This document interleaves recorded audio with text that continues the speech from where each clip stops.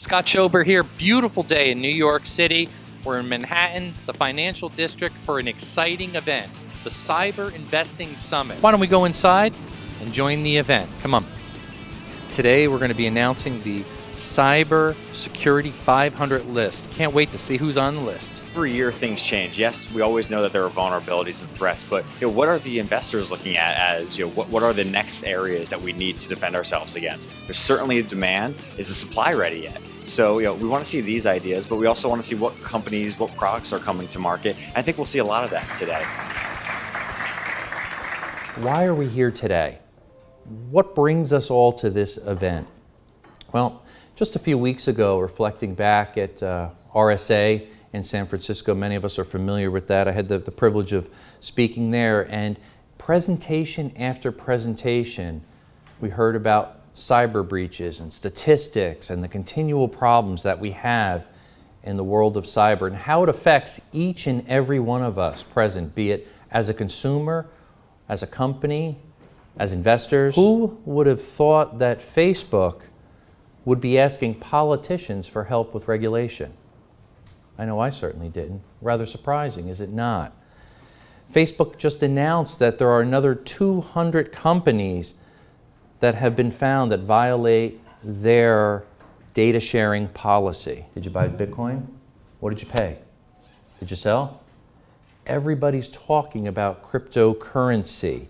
In fact, a year ago, in May 2017, about this time last year when this event was held, Bitcoin was trading about $1,800 per coin. It's incredible, yet ironically, more than half the ICOs in the past year have failed. So it's interesting how that works out. So everybody is racing to get into the Bitcoin market.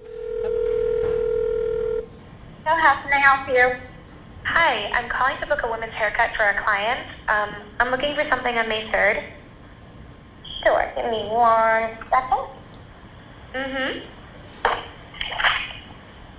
Sure, what time are you looking for around?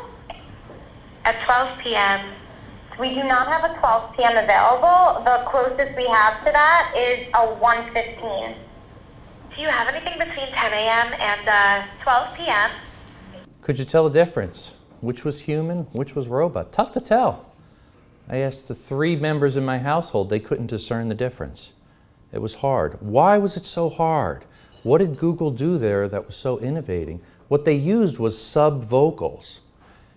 So the words that we typically say, if we're presenting, if we're talking, it may be and those little word whiskers. And of course, if I'm up here saying those things, I'd probably be hauled off the stage, right?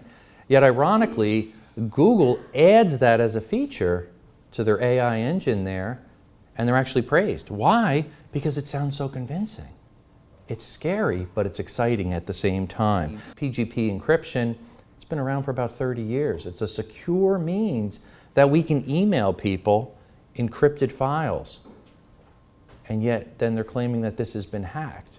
Now, there's certain vulnerabilities that were discovered, and it was really more toward the email client was specifically where the compromise was there, the potential compromise and vulnerabilities. But again, what does that do? It raises the conversation about privacy, about security. How secure is the information that we believe we're sending? Emails, documents, pictures, video.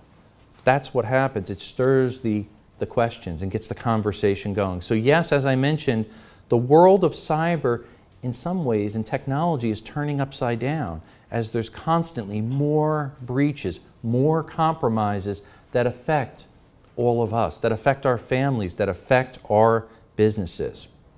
In fact, everyone, especially in this audience, appreciates one of the most important things to combat this trend is what? Investments in cybersecurity companies. Not only do we need good products and services, but we also need good investment. We need good ideas and we need capital. Because in order to bring these ideas to market, which are absolutely needed from government, corporations, and individuals, they need financing. So hopefully we've really created this forum where we can bring everyone. In fact, the Secretary of DHS, Department of Homeland Security, recently shared research from Cybersecurity Ventures at the RSA conference in San Francisco a few weeks ago. In her keynote address, She informed us, all attendees there, that global cybercrime damages are expected to cost the world $6 trillion annually by 2021, up from $3 trillion in 2015. In fact, Cybersecurity Ventures predicts that the world will spend $1 trillion cumulatively on cybersecurity products and services. $1 trillion over the next 5-year period from 2017 to 2021. Cybersecurity Ventures is excited to announce its first ever annual Cybersecurity 500 list of the world's most hottest and most innovative companies. The Cybersecurity 500 gives the same convenience and wisdom to people interested in the cybersecurity industry. IT departments, analysts, journalists, and consumers now have great lists from which to learn about the industry and its current providers. The Cybersecurity 500 list also offers a great window into emerging technologies from newer firms, which often solve problems about which everyone knows, but has been unable to address. This was stated by Joseph Steinberg, who is a well-known cybersecurity expert, entrepreneur, author, speaker, former Inc. columnist covering cybersecurity, and one of today's speakers. Cyber defense has never been more critical than it is today. And the Cybersecurity 500 recognizes the companies to watch on the front lines of the battle, stated Dave DeWalt. Please welcome David DeWalt as he heads us into our keynote that we certainly all anticipate. David. It was awesome. You had the whole crowd at the edge of their seats. You said you could talk for hours about cybersecurity investing. We want to hear a little bit more. Anything else that we missed? Sure. Well, first of all, thanks for having me. I really appreciate it. Cybersecurity is such a passion for me after 2 decades of doing this. It's a love, and it's a very scary thing too. Watching kind of what I've seen in cybersecurity. Everything from my McAfee days to my FireEye days, and everything. It's changed a lot, but in a lot of ways, it's got to be a little scarier place. Watching the number of nation states that have offensive capabilities, the amount of infrastructure that's at risk now versus just your computer or at home or your network. So just watching the evolution has been really interesting. I talked a little bit about satellites and industrial systems, and many of our critical infrastructure components have a bigger risk than they've ever had before, which gives a great cyber investing opportunity too. But lots out there.